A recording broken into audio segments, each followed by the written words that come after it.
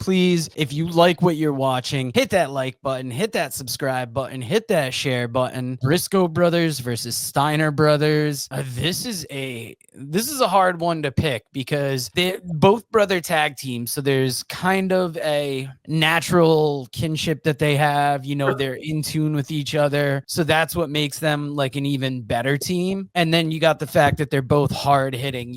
These guys have stepped in there with some of the biggest and baddest and taken them on, and they've been fan favorites. They've won titles all across the world. Which team stands out for you? I saw someone break this down. I know one of the comments I did, one of the comments from one of the shorts I did with these guys, and I thought this guy hit it on the head. Basically, he said he loved both these teams. He said they were great, and he said he might be more fan of the Briscoes, but he says, but when he sizes them up, other than personality, on the mic, he felt like the Steiners kind of just check more of the boxes, like the Briscoes are hard hitting.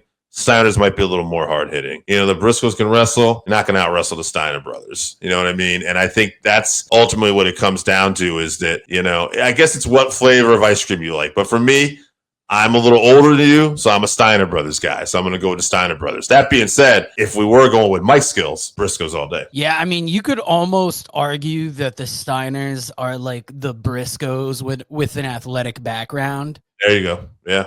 I mean, I'm sure the Briscoes might have done, I assume they might have done some high school sports, but these guys, they're farmers. Jay was, Mark is, they're almost just like regular farm tough guys. And like you said, they stick out charisma wise, but like there was just something different about the Steiners. And you can argue about the Steiners' mic work. Some people might prefer it to the Briscoes, even though it might not always 100% make sense. And that same thing goes for the Briscoes on the mic. Oh, yeah.